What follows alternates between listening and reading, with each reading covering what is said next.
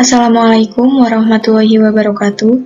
Bapak Ibu yang budiman, pada kesempatan kali ini kami akan menjelaskan mengenai perangkat desa yang meliputi pengangkatan, penghasilan, dan juga pemberhentian perangkat desa.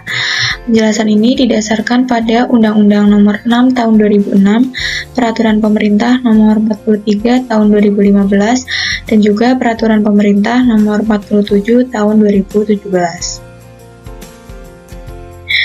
Video kali ini kami akan membahas beberapa poin penting yang meliputi jenis perangkat desa, pengangkatan perangkat desa, mekanisme pengangkatan, kemudian syarat pengangkatan, pengangkatan PNS sebagai perangkat desa, kemudian ada larangan, sanksi, dan juga pemberhentian perangkat desa, ada mekanisme pemberhentian perangkat desa, serta yang terakhir yaitu penghasilan perangkat desa.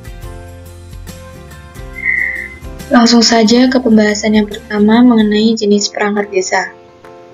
Jenis perangkat desa yang pertama yaitu sekretariat desa. Sekretariat desa dipimpin oleh sekretaris desa, dibantu oleh unsur staf sekretariat yang bertugas membantu kepala desa dalam bidang administrasi pemerintahan. Kemudian, sekretariat desa terdiri paling banyak 3 bidang urusan. Jenis yang kedua adalah pelaksana kewilayahan.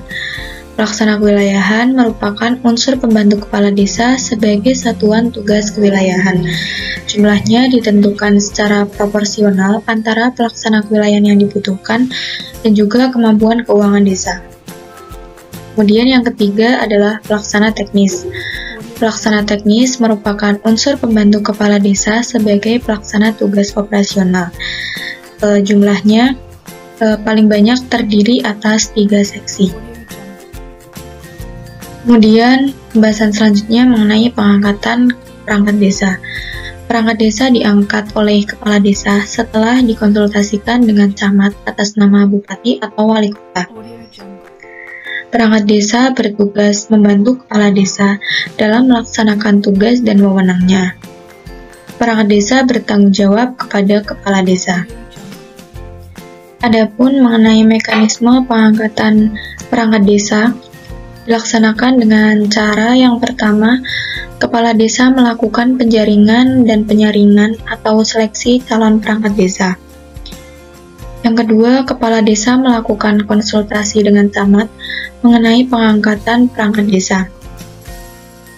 Kemudian yang ketiga, camat atau sebutan lain memberikan rekomendasi tertulis mengenai calon perangkat desa yang telah dikonsultasikan dengan kepala desa. Serta yang terakhir, rekomendasi tertulis camat dijadikan dasar oleh kepala desa dalam pengangkatan perangkat desa dengan keputusan kepala desa. Pembahasan selanjutnya yaitu mengenai syarat pengangkatan perangkat desa. Perangkat desa diangkat dari warga desa dan harus memenuhi persyaratan sebagai berikut. Yang pertama, berpendidikan paling rendah SMA atau yang sederajat. Yang kedua, berusia 20 tahun sampai dengan 42 tahun. Yang ketiga, terdaftar sebagai penduduk desa dan bertempat tinggal di desa paling kurang 1 tahun sebelum pendaftaran, serta yang keempat, syarat lain yang ditentukan dalam peraturan daerah, kabupaten, ataupun kota.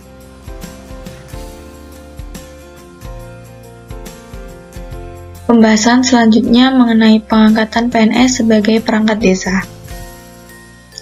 PNS kabupaten atau kota setempat yang akan diangkat menjadi perangkat desa harus mendapatkan izin tertulis dari pejabat pembina kepegawaian.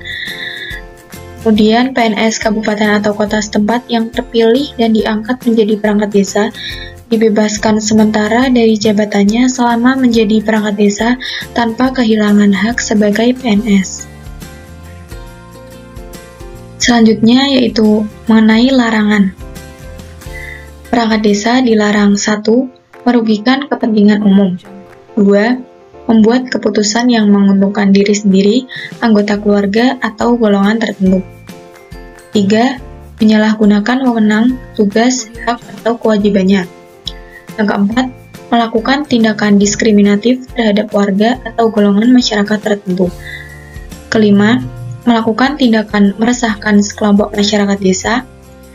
Yang keenam, melakukan kolusi, korupsi, dan nepotisme, menerima uang, barang, atau jasa dari pihak lain. Yang ketujuh, menjadi pengurus partai politik. Kedelapan, menjadi anggota atau pengurus organisasi terlarang. Yang kesembilan, merangkap jabatan sebagai ketua atau anggota BPD, anggota DPR RI, DPD RI, DPRD Provinsi, atau DPRD Kabupaten atau Kota.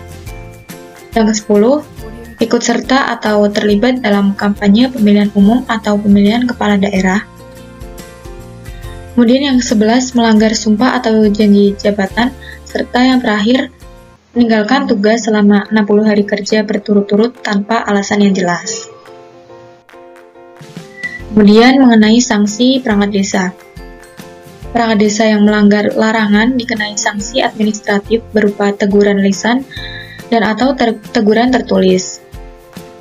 Apabila dalam hal sanksi administratif tidak dilaksanakan, maka dilakukan tindakan pemberhentian sementara dan dapat dilanjutkan dengan pemberhentian.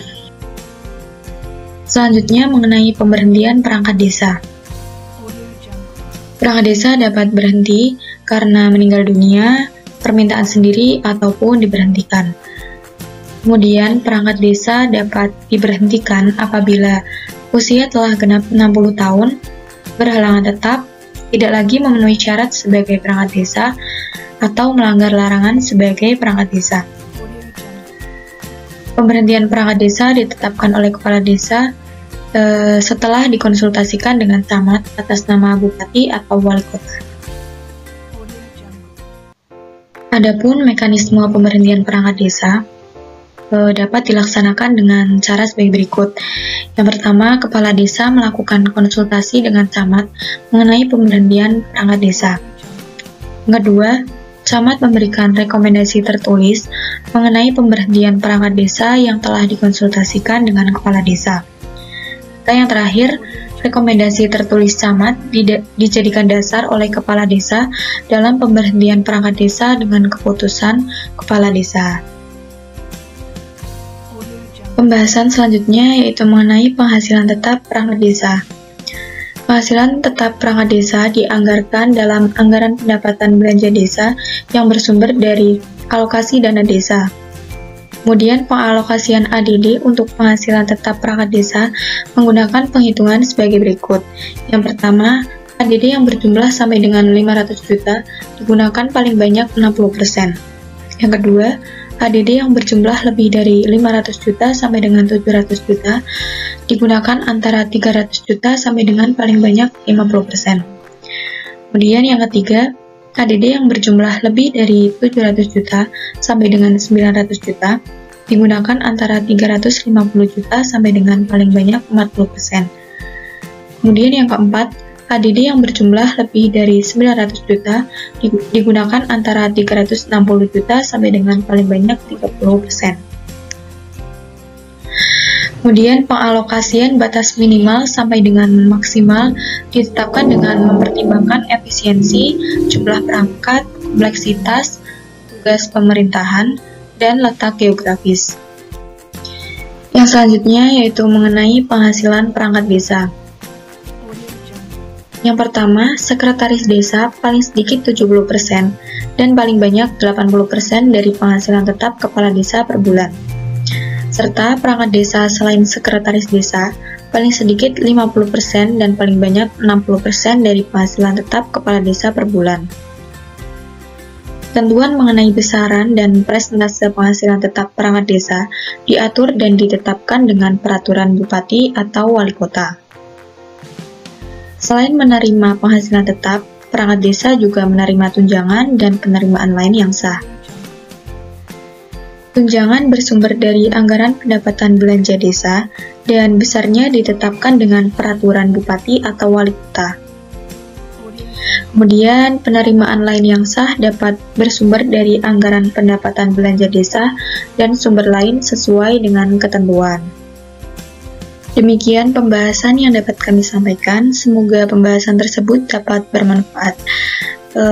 Terima kasih. Wassalamualaikum warahmatullahi wabarakatuh.